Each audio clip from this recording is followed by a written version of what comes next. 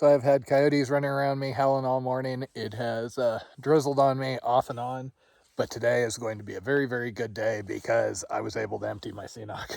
I had 3 liters of water in that thing, and I have to carry it kind of awkwardly. It goes in the kangaroo pouch, so it wants to tip me backwards.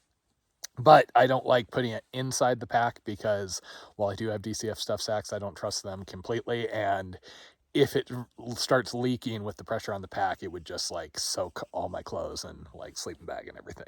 I was also able to make almost 20 miles yesterday, so I only have like 15 miles to the water source, so no problem. Especially if it's going to be kind of like rainy like this. Thanks to that lady that stopped and gave me water, I even have enough for 3 cups of coffee this morning. The toaster house was a cool thing, but this is the sort of camping I'm out here for. So this is basically the far end of that cow field I was hiking through for a long 7-some miles yesterday. I stopped here because not far ahead it was listed as a trailhead and I didn't really want to be accessible.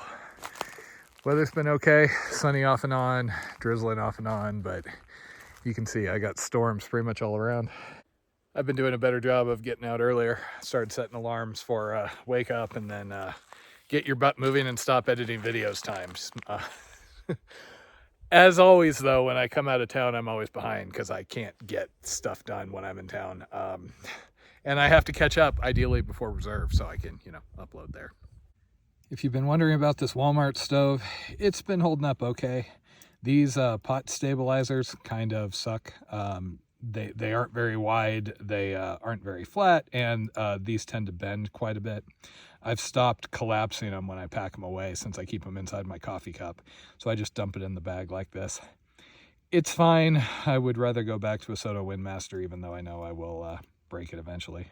And I am still treat heavy today. I am carrying a little more food than I actually need to just because I couldn't stand leaving quite all of it. The hitch into reserve is about 27 miles away, so I'm going to aim for 18 seems to be what I'm aiming for. I can do a little more on a good day if I get out of the tent early enough. And then go into reserve partway through the next day, stay that night, and then it's off into the Black Hills. Okay, out and moving. I kind of blew my schedule, but oh well. It rained on me a couple of times off and on, but it's just light. And with things being so dry out here, the rain fly was nice enough to dry out before I even had to pack it away. The CDT through this section after the road was basically just a series of markers out on a cow field. There wasn't even like a visible cattle track along the way, which is made for slower going. Oh, there we are. I ended up coming off of it in the dark and camping off in the trees off to the side, just in case anybody else came by. When the rain is light like this, I don't even bother putting on the rain gear. Sweat inside the rain gear more than it actually protects. But I did repackage my rain pants so they're accessible in my kangaroo pouch, just in case. I had been wearing my long johns as tights fairly often, but they're starting to fray down between the legs, same place where the compression short underwear always fail. So better to be in rain pants anyway if I need a little extra warmth. Aha! This is what it had marked as a trailhead. Welcome to one of those sad little trailheads that probably rarely gets seen since most folks seem to be doing that blue line out of Pytown. Now that's a bit better. I was talking to a CDT trail maintainer a week or two ago, and they mentioned that the CDT doesn't maintain any of the alts. They only pay attention to the Redline. Keep in mind they have more Redline to maintain than the other 2 trails, and this trail I think has been significantly less popular than those 2, so less manpower.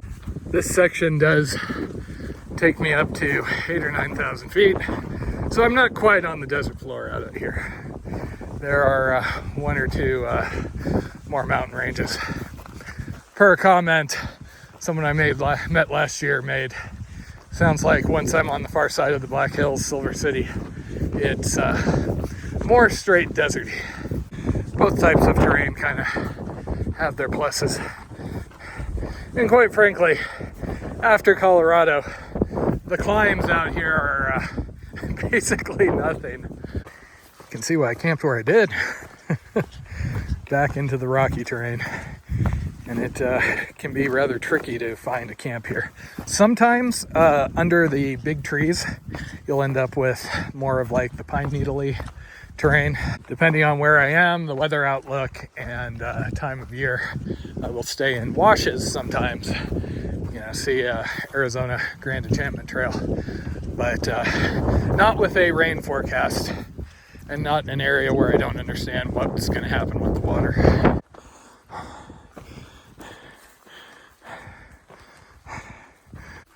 Hey, rain gatherer tank. Probably no water accessible, I'm guessing. Yeah, okay. It's seen better days. Oh well. I know I'm almost certain to have more roadwalks down south, but oh boy, I'm so much happier today. This might be a little slower going, but easier to get into the hiking vibe. Yeah. Oh, I love New Mexico. And here comes the rain again.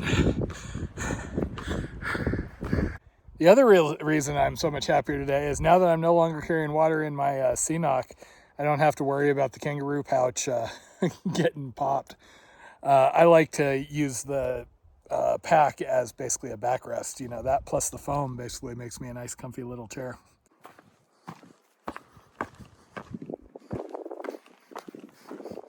Once again, the trail had to swing out to get out here, but once it's out here, this is the sort of terrain that I'm really looking for.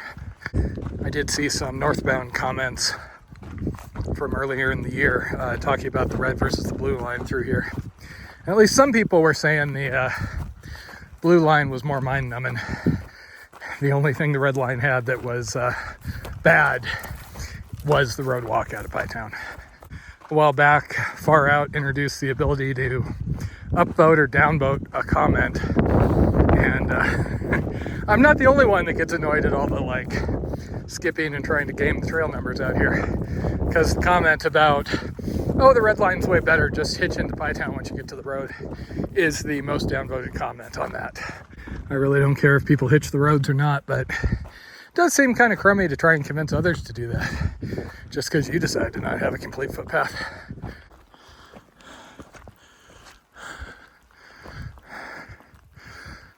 So the worst part of hiking in the rain out here is that I feel like I'm getting taller every step.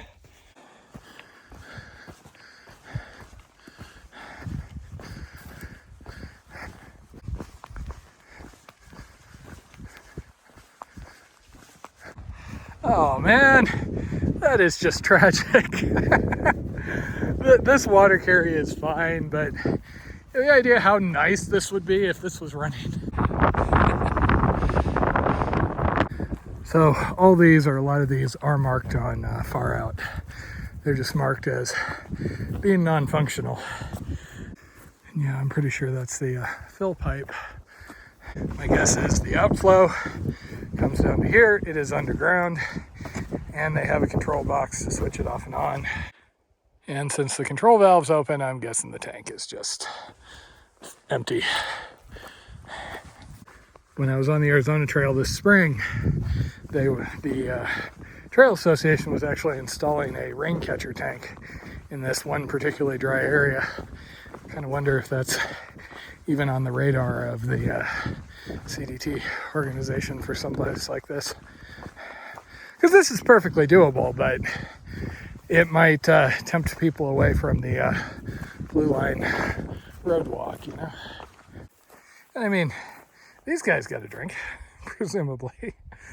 Wow, that looks kind of alien.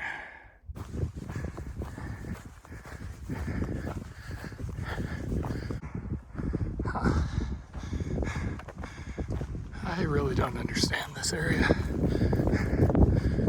Okay, so the windmill was obviously disconnected in favor of these two solar panels. That covered thing contains 4 lithium batteries, obviously so it could pump while the sun wasn't out. The switch is on. There is a plug that doesn't seem to go anywhere. It seems to be wired, but the power wires come across here, and you can see the pipes broken and feed into that white capped thing there, which has to be the pump. And there is nothing coming out of it, so just seems to be abandoned and broken down. Oh, this was totally worth coming back here. Oh wow.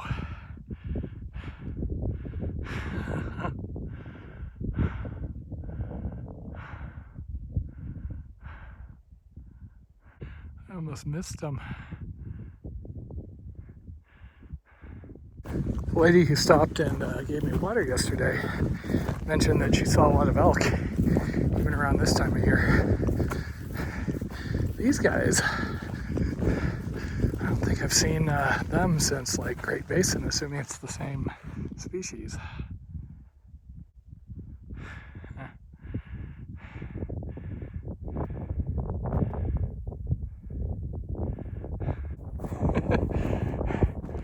I think they're doing defensive things, but they just got a little closer as a result. Oh, this is cool. You know, this almost reminds me of parents trying to spook me away from babies. I don't think they have them out here this late though, but would make sense if the babies were off behind me. Yeah, see, they don't want to get very far from this area. There's something around here they're guarding. Or they're territorial and they're about to come over here and try and kick my ass, huh? They're still just paralleling me over here. And you know what? I'm not even going to play around with the control boxes anymore. And here we go again.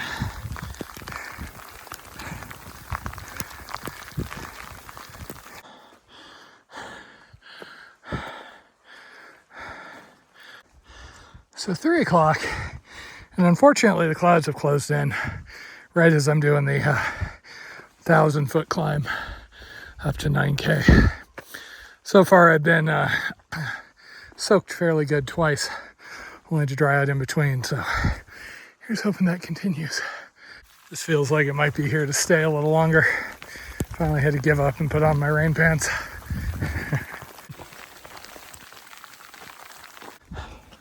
Rain's been continuing off and on. Good news is the end of that 37-mile water carry is a couple of tenths of the miles ahead. I just have to drop into this canyon, and there's apparently some sort of a spring flowing. And then that'll be my only water source between Pie Town and Reserve. Okay, that's more like it. I wasn't anywhere near close to running out of water with the top off and everything else. I was drinking pretty aggressively with what I had just to lighten up. Supposed to be a pipe here somewhere. Ah, there we go. I love pipe springs. Might be a little slow to collect though. I might just go out of the puddle. This is a really nice little spot. So I currently am about 12 miles from the road. I want to keep going. It is going to get rather cold once the sun goes down probably, so I probably won't make it too horribly far. Moisture management always becomes the really big thing for me when it rains like this. But hey, I survived the AT, right? Okay, filled up my hard-sided bottles, and I am thoroughly chilled now. I didn't even drink too much because the water was so cold. But plenty of water to get me down to the road. I am going to get back up on the ridge here, see if I warm up. But yeah, I may need to stop here before too long. Okay, layered up, warmed up a little. Torn once again, but between the desire to go further and the practicality of it's getting dark soon. At least the rain has tailed off a little bit. Unfortunately, the high country, I can't get out of that without hiking a couple of more hours. However, there is a low point here in a couple of miles, so I may aim for that unless something catches my fancy. So unfortunately the rain didn't stop. I did find a patch near the trail and I decided to just go for it. It's always such a pain setting up in the rain. It's not raining super hard, but you can see everything gets just the slightest bit wet and then you got to deal with moisture. But I am now set up. I'm changed into dry stuff. My wet clothing and rain layers are at the foot. That is actually my pack because I store my food in my pack, and also I want to prevent my water from freezing if it gets too cold. So I'm just waiting for the rain to tail off a little bit so I can cook dinner. This is actually the liner bag that I've had in the bottom of this pack since I got it because I never quite trusted the waterproof material. And in addition to letting me store the pack inside the tent when I need to, it also helps because the material has started to fail. It's starting to delaminate, and so the thing that keeps it waterproof isn't actually keeping it waterproof. Home sweet home for the night.